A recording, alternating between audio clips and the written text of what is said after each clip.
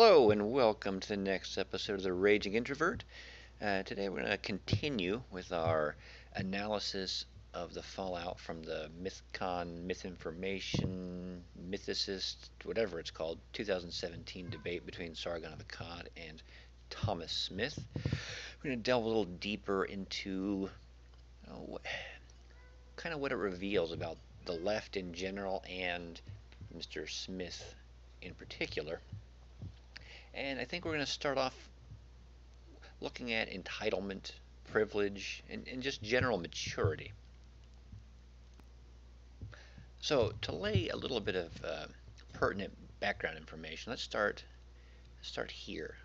This is from the Myth-Information Conference, the first Myth-Information Conference. Let's look at the speakers here.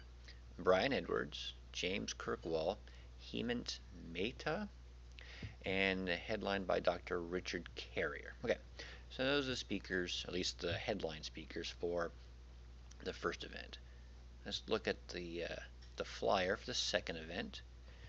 Mandisa Thomas, Killa Priest, David Fitzgerald, and Arthur George. So none of these headline speakers were in the original, the first Myth-Information Conference. And if we go and look at Myth-Information Conference 3, Dr. Price, Bart Ehrman, Dan Barker, Allie Jackson, Thomas Smith, and Rob Moore. Again, none of these featured speakers were in the previous event. So with that in mind, what would your expectation be for Myth-Information Conference 4? Would you expect new speakers, or would you expect any of the repeat speakers? Thomas Smith, if you listen to his podcasts or his discussion, he likes to present himself as a data-driven guy. So I'm going to give him a hint here. When 0% of the featured speakers have been in the subsequent Myth-Information Conference as a featured speaker, the expectation should be 0 that a speaker will be invited back to the next conference. So that's the data point we're going to go off of because he's a data-driven guy. Now, let's see what his expectation was based off of his podcast following Myth-Information Conference 4. So as time went on, I was kind of saddened when I wasn't contacted to come back. I figured, I'd have a good chance of being able to come back to the conference and maybe do a different talk, cover some other ground, have a good time again with some cool people. I wasn't contacted, and the first iteration of the lineup came out. I was not a part of it. This is from my memory, but I'm pretty sure this is right on. They constantly were revising things. I'll grant that. I don't know that they were for sure finalized with the guest list, but initially they had a lineup. It included Dave Rubin. It didn't include me. So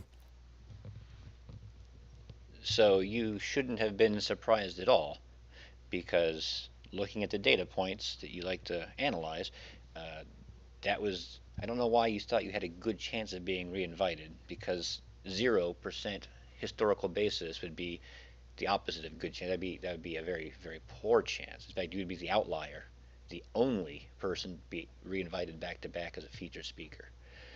So that just struck me as a little strange. And looking at the entitlement and the privilege, thinking for some reason I am so special and I have something that no one else can present, that I would be the one that's invited back to back. But is that really true? Something so special? I mean, I know there's people that he agrees with and supports. Let's look a little bit deeper. And some people suggested, actually somebody asked me who I would recommend to be a social justice debater for Rubin. And I said, I don't have time to help you with your conference that I wasn't invited to. It's a little disappointing that I wasn't invited and you went in favor of Dave Rubin, somebody that I've been very critical of. As such, I'll debate him if you want me to. Otherwise, have fun with your conference. I don't really, that was essentially my response as I remember it. Yeah, that's a very mature response to the question. He keeps talking about a movement and a community that he supports and wants to foster and nurture, the skeptic, atheist community.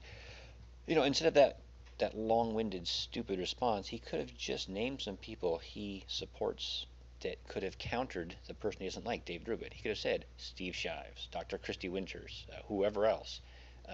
But no, no, he is super special. And if you're not going to pick me and make me part of your event, then screw you. I'm not going to help you at all be successful. That's the height of immaturity. I mean, how difficult is it? You, why would you be a dick and not help somebody out? Just say, and again, you can pick a friend, pick someone that It doesn't always have to be about me, me, me. It's funny. The left likes to say conservatives are selfish and only care about themselves, and here's Thomas Smith saying, no, you got to pick me or go screw yourself. I'm not going to help you at all. And on a related subject, there's kind of an arrogance and entitlement that he brings up a related point talking about Sargon when Sargon had said he was backstage before the event. He said, "Look, really, I'm a nice guy," trying to humanize himself. And yeah, Mr. Thomas here does not appreciate that. What a swell guy he is. Someone pointed out on my Facebook, I'm a nice guy is something no nice guy ever has had to say. And I agree with that. You will never hear me billing myself, I'm really a nice guy. Now he goes on later and rambling about how, well, I'm not saying I'm a nice guy. It's for other people to decide, but I would never say that. What is funny, though, is several times later, he doesn't say it directly, but he alludes to something else. Let's listen to this. They were already a fan of me, so, they probably would have felt that way. I also got I'm just an atheist. I came here. I didn't know anything about this movement. I talked to a girl for a while who knew nothing about the atheism movement, and she came up to me essentially with, what the fuck just happened? What in the world was that? That is what I came there to do. I did not want anyone who was not unfamiliar to be under the mistaken impression that Sargon was just another intellectual. There's a couple clips from other podcasts where he talks about that as well. Never says it directly that I'm an intellectual, but certainly associates himself with intellectuals in the intellectual group. I want to make sure Sargon and others are not considered part of that group. When someone says I'm a nice guy, if the rule applies that means they're probably not a nice guy. If you're implying that you're an intellectual, you're probably not an intellectual.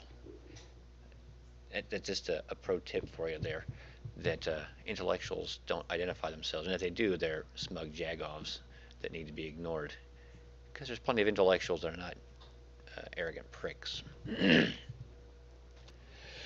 So I think next we'll go to another kind of underlying current that is brought out, the fact that the left has no sense of humor. They can't There's no humor. They can't understand certain things. And they take humorous satire and overanalyze it and break it down. And I have to give you a trigger warning. We're going to be talking about Kekistan. Yes, Kekistan featured prominently in his second podcast after the event, episode 83 with Christy Winters. She was very triggered by Kekistan. So we're going to talk about that. So really, what is Kekistan? It's a satire. People are tired of social justice warriors creating intersectionality and trying to make different oppressed groups. So, what do people who are not in any of the oppressed groups, basically white cisgendered heteronormative males with Western backgrounds, what do they do? And people who support equality. You make a make-believe fictional nation called Kekistan, and you make them the most most oppressed people on the planet, who just want their rights back and want to have what was taken from them by the oppressors.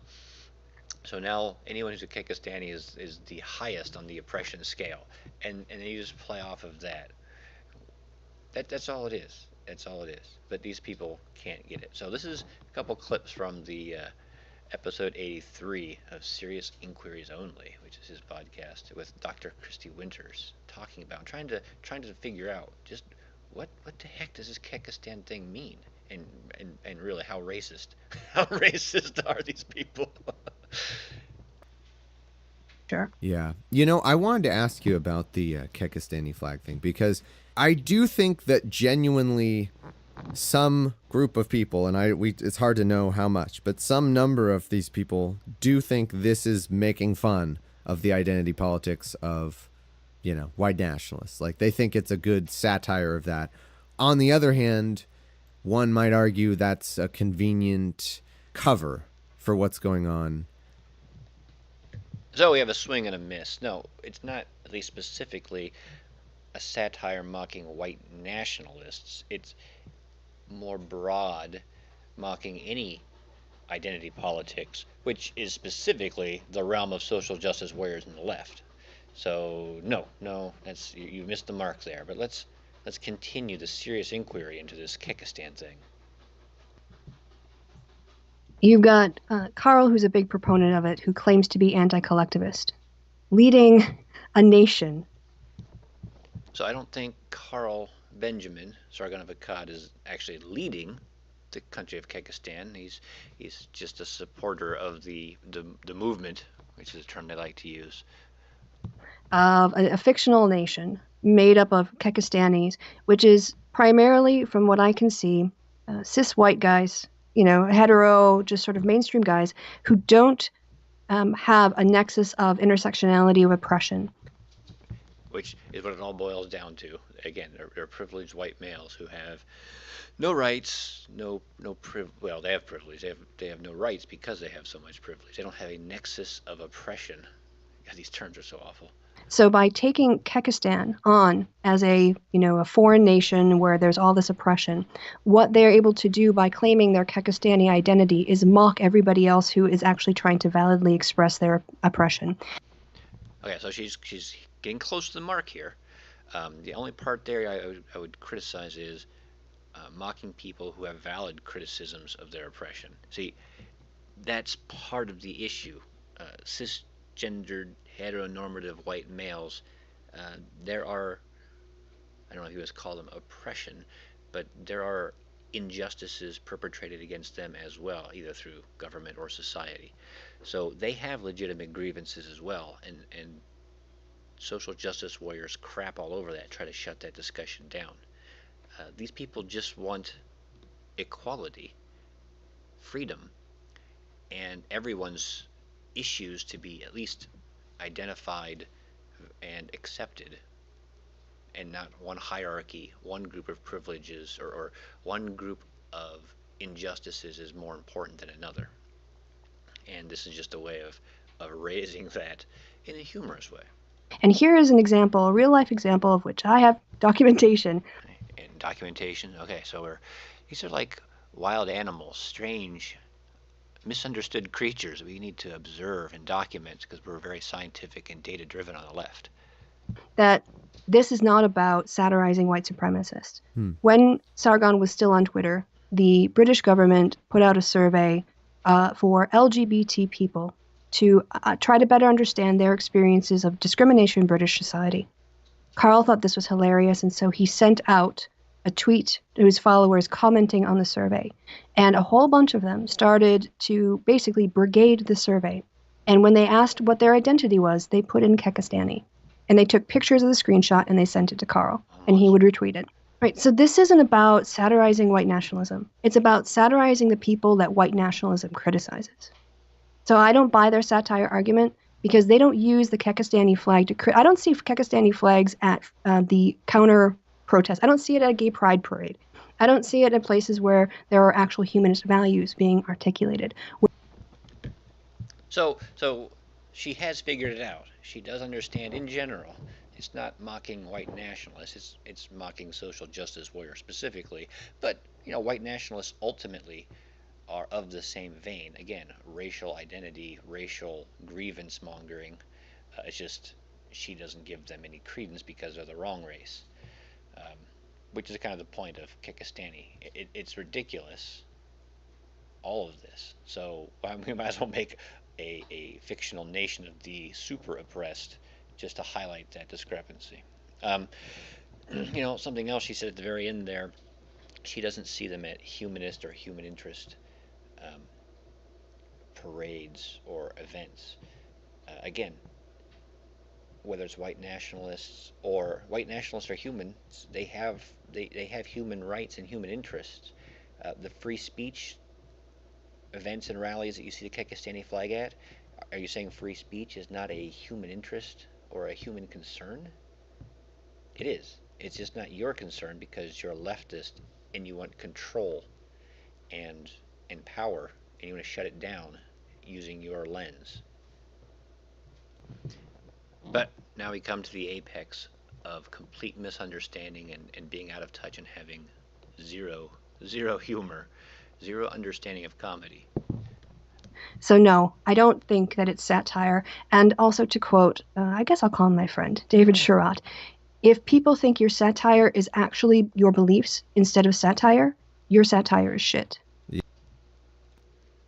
That's true. That's true. And if you honestly believe, all those people out there believe in a god named Kek and his prophet named Pepe that came from a land called Kekistan, and they are the descendants of that land, and they are oppressed because of it. You're saying that it's not satire because those people, or you, think that they honestly believe that. See, if you believe that, then you're fucking retarded. The problem is not with them and their satire, it's with you and your mental issues and an inability to distinguish between something that's obviously ridiculous and reality. But moving on, Sargon brought up at the debate the fact that the left and the social justice warriors specifically are a mafia, and they enforce their, well, not only a mafia, but kind of like he brings up too, kind of the new left, the religion, and that they purity tests and force people into compliance or punish them severely. I can't quite find the Sargon clip. I've gone through this video so many times and I can look through it again, but take my word for it. You can trust the old raging introvert. Instead, we'll talk about we'll start with how the left tried to get people not to go to misinformation, and how they disinvited people, they pressured people into backing out of the conference. I mean, Aaron Ra dropped out. He was merely going to be a special guest. He wasn't speaking or anything. He dropped out. And then Seth Andrews had decided he would still go. He was going to try to challenge them. And then he looked a little more into Sargon and Shuan Head or whoever these people are. And he came to the conclusion that, oh, wait, no, these are terrible people with terrible ideas. I'm not participating in this. That was a quick weekend for Seth. He had a quick change of heart, and he dropped out as well. That's interesting. When something jumps out as being a little unusual or phrasing, it usually warrants a little more investigation. So when he said a quick weekend and a change of heart, why? Why would he suddenly dropping out as opposed to at the last minute or whatever? Something rang false about that. And I had just listened to a video from Bering, an Australian YouTuber, who had talked about this as well, and he mentioned someone being bullied by the left into not attending. And I thought, I wonder if this is the guy that they're talking about. Let's see what Steve Shives here has to say about this other person who just, decided to suddenly drop out.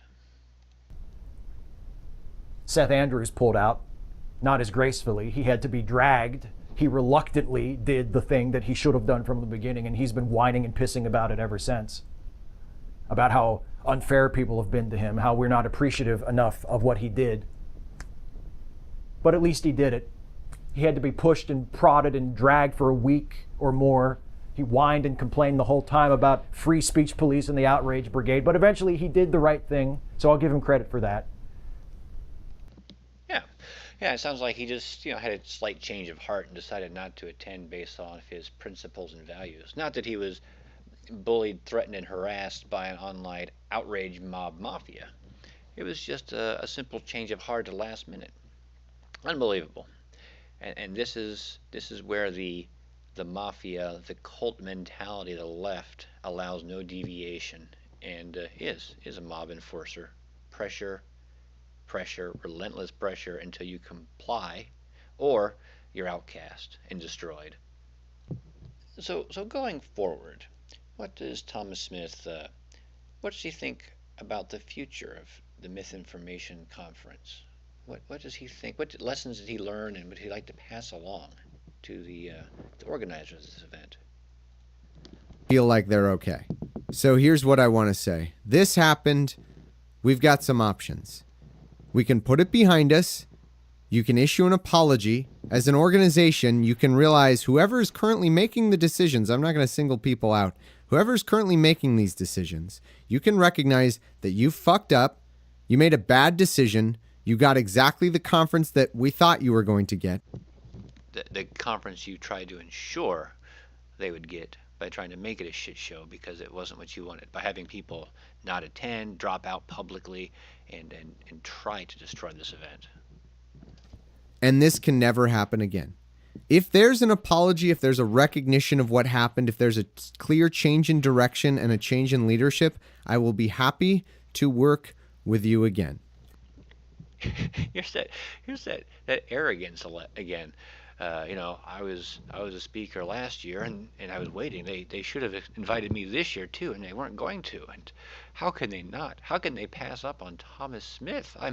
They need me. Well, you guys fucked up, but if you apologize and get rid of your leadership and change over, then I'll come back and work for you again. Because there's no way this event can go on, even though this is the fourth event and the first two went fine without me. There's no way this event can carry on without me, Thomas Smith, super white knight of feminists and internet. I know you might find that odd. You might find that funny because you're... It's funny. It's pathetic. It's pathetic what superhero you think you are in your own mind. Probably thinking we don't want anything to do with you, Thomas. You called us out. Yeah, I did call you out, but I recognize that the organization is multifaceted. There's multiple people in it. If there's a change in leadership and good people take over and try to atone for what's happened, I'm more than happy to try to forgive and forget and heal this wound. I'm more than happy to do that. This doesn't sound so much like a mafia boss beating someone into compliance. This sounds more like an abusive boyfriend who's trying to blame his victim and say, hey, look, if you apologize for all the crap I've thrown at you and you say you're sorry, I'll take you back and we'll just forget all this and put it all behind us. If that doesn't happen, I'm going to be doing everything in my power to make sure that this conference and this group are not successful in the future. Okay, that sounds much more like a mafia guy. So I guess we can give him credit for that. Yes, there it is. My way, not hey, let's just go separate paths. No, it's my way, or I will do everything in my power to destroy you, your organization, and burn it to the ground. Maybe a little extreme. It's funny they'd want to shut down an event that was so successful for them. And obviously it was, because in his episode 83 with Dr. Christy Winter, she said that they got exactly what they wanted out of it. Just listen. If you look at it as a political operation, I got exactly what I wanted. Right. I mean, this hack ended up being better than I thought it could have ever been. This is why I never called for him to be deplatformed. Which is true. It seems like she never said deplatform him. It is strange that she talks later in this interview or at some other point in this interview about sending letters to the venue and posting things on websites. It appeared that they were trying to get people not to go, disinvite, or get speakers to drop out, get people not to attend. But at least she didn't directly call for Sargon to be disinvited, although other people from the left did.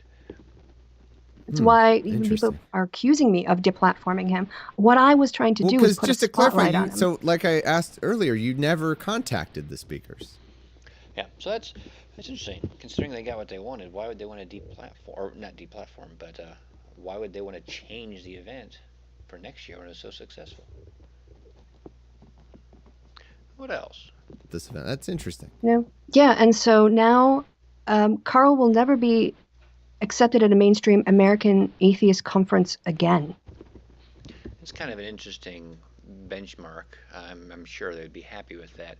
I'm not an expert, but I don't recall seeing him invited to any previous mainstream atheist conventions in the U.S. before. So, and looking back at the beginning of this video, I wouldn't expect him to be a repeat attendee anyway, since they usually rotate lineups. And it's kind of funny, apparently Sargon started in the skeptic community regarding atheism, but it's strange. It seems like atheism is much more mainstream today anyway. So if you go to his channel, he doesn't talk about atheism very much anymore. Now it's more about liberty and freedom and fighting the extremes of the left because they are out of control. And Sargon is a leftist, just a more moderate center classical liberal. And because the extremes of the social justice warrior left are destroying the left in general, that's why he's interested in fighting that specifically. As far as I can see. And that to me is the biggest victory of all, because in the end it means he won't be able to use our platforms to spew his garbage and make people either think that that's atheism and that's the face of it and that's what's acceptable in atheism, or bring in more disproportionately young men into that movement. And as Richard Spencer said, once you start hating on feminists and hating on different groups of people, it's pretty easy to move from that just hating on groups to actually becoming closer to white supremacy.